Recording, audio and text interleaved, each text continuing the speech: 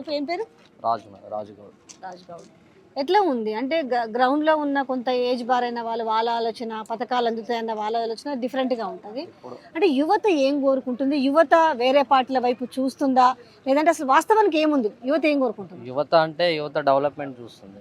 యువత అంటే అందరూ ఎడ్యుకేషన్ పీపుల్స్.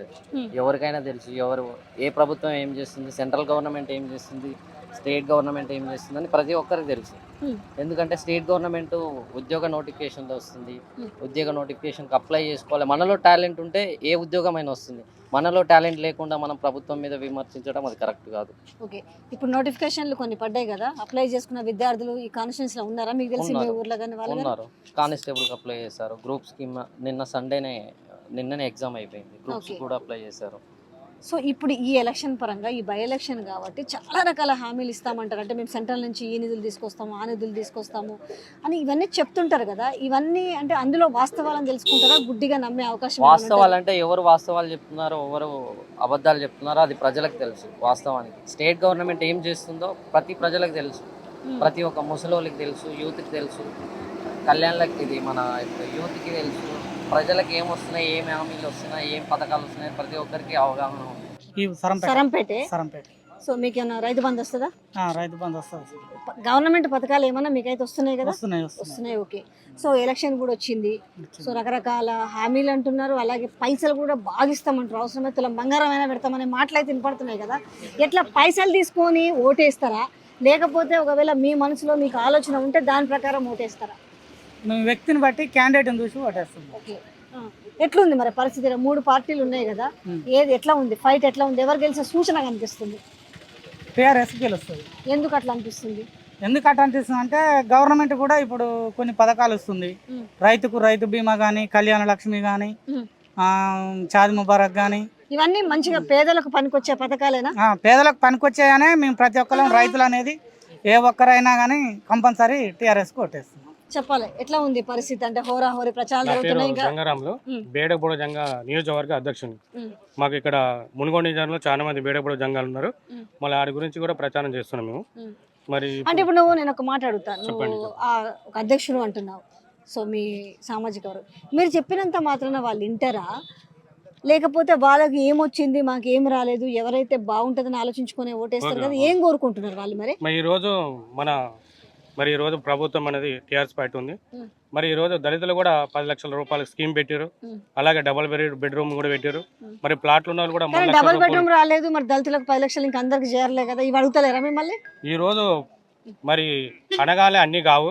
మరి కొంచెం స్టెప్ బై స్టెప్ ఇలా పైకి ఎక్కాలంటే స్టెప్గా వెళ్ళాలి కానీ తప్ప ఒకేసారి పైకి ఎక్కేది కాదు. ఇప్పుడు ప్రభుత్వం అని కొన్ని పెట్టినప్పుడు కొంచెంగా కొన్ని గ్రామాలకు కానీ కొన్ని జిల్లాలకు కానీ కొంచెం బడ్జెట్ ఉపయోగించి మెల్లమెల్లగా వాళ్ళు వెళ్తారు. కానీ ఒకేసారి అంటే కుదరదు. కొన్ని ఇప్పుడు హుజూరాబాద్లో కానీ, ఇప్పుడు హైదరాబాద్లో కానీ, ఇప్పుడు మా కూడా గుడిమల్కాపురం, ఇప్పుడు కొన్ని అక్కడ కూడా దళిత బంధువులు వచ్చినాయి, అక్కడ కూడా వచ్చినాయి. మరి ఇప్పుడు తొందరగా 1500 దాకా మరి వచ్చేవి ఉన్నాయి. మరి అందువల్ల ఇప్పుడు కూడా వస్తాయి. దశల వారీగా అందరు కూడా వస్తాయి. ఇది దాంట్లో ఇబ్బంది ఏం లేదు.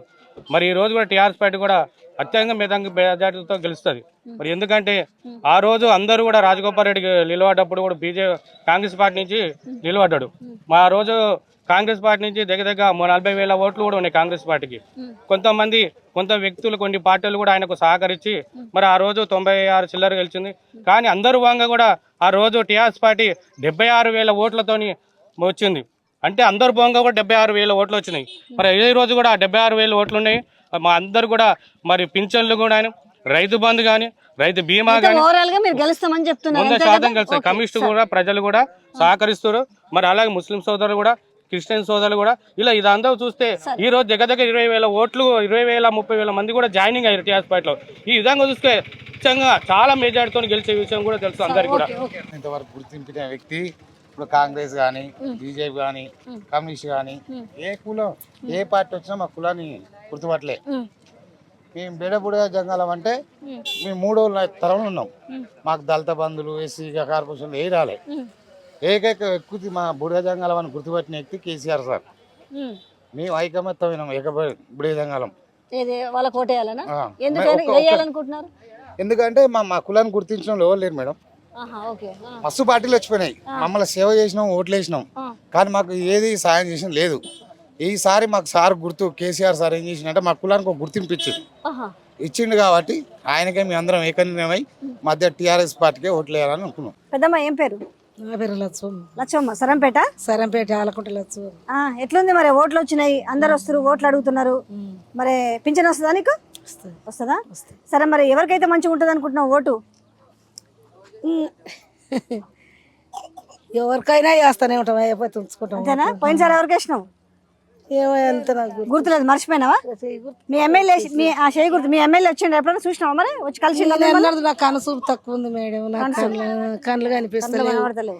ఇక నార్కంటి పెళ్లి పోయినా, దేవరకొండ పోయినా, నల్లగొండ పోయినా షుగర్ ఉందని చేస్తలేరు. షుగర్ తగ్గించుకోవాలి, అందుకనే పోతలేను, తగ్గించుకుంటూనే ఉండే. వస్తురా మరి? ఓటు అడుగుతురా? ఏమని అడుగుతూనే ఊరు అడుగుతూనే ఊరు. దేనికి వేద్దాం అనుకుంటున్నావు?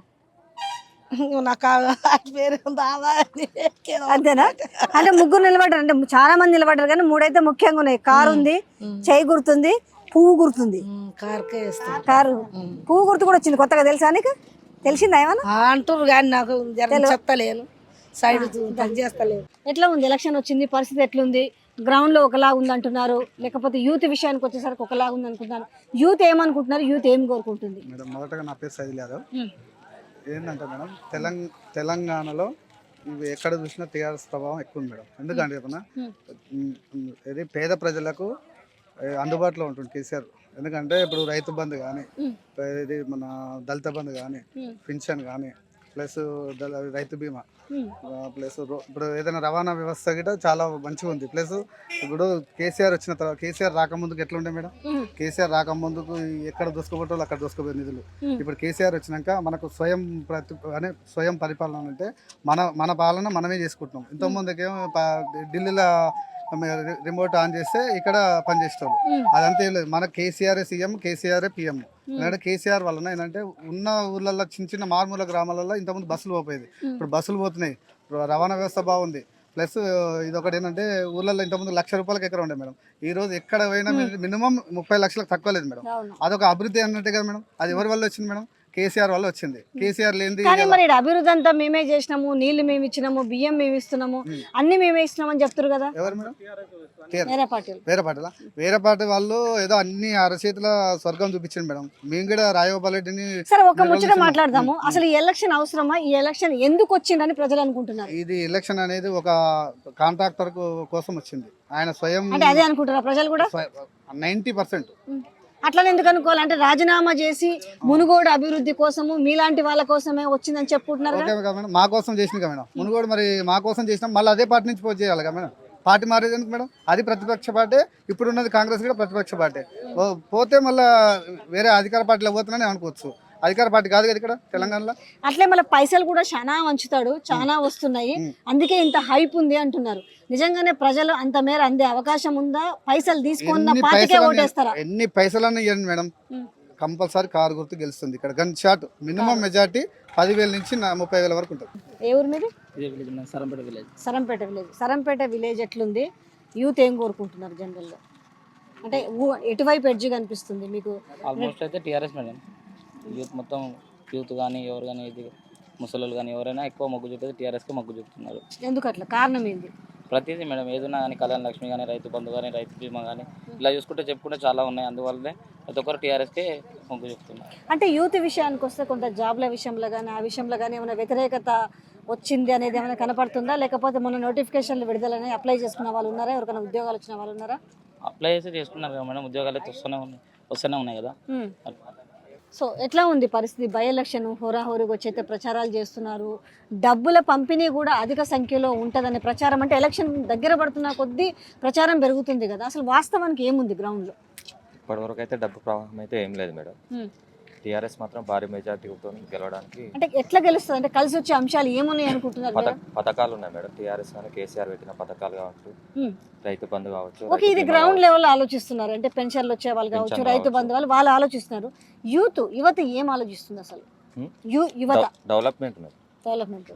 సో మరి అక్కడి నుంచి డెవలప్మెంట్ లేదు, నేను మునుగోడు అభివృద్ధికే రాజీనామా చేశాను అంటున్నాడు కదా, ఇది ప్రజలు ఎట్లా తీసుకుంటున్నారు? నమ్ముతున్నారా? మునుగోడు అభివృద్ధికే రాజీనామా చేసిన అనుకుంటున్నాడా, లేకపోతే ఇంకేదైనా విషయంలో అనుకుంటున్నారా? సొంత స్వలాభం కోసం రాజీనామా చేశారు మేడం, అభివృద్ధి కోసం మాత్రం చేయలేదు అతను.